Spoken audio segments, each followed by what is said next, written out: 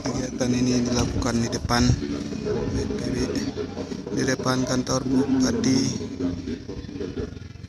Rosmoe, yang diikutsertakan oleh anggota RAPI, BPBD, Rescue, beserta tim Tagana dan masyarakat tempat guna untuk mengantisipasi terjadi bencana saat tiba-tiba datang.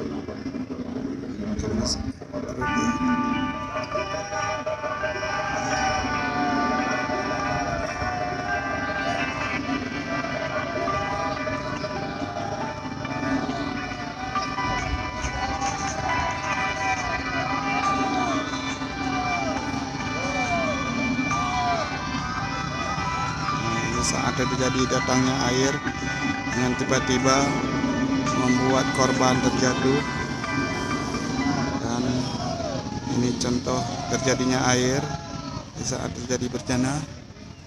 Air turun mempas keluar, terjadi bencana.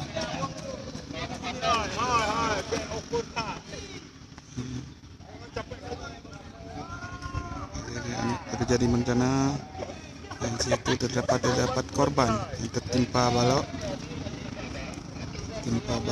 yang dibawa oleh arus air.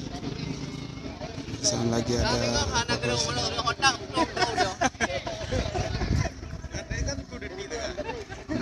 satu orang warga menjadi contoh saat terjadi datangnya air, membuat sebuah korban terjatuh tertimpa balok.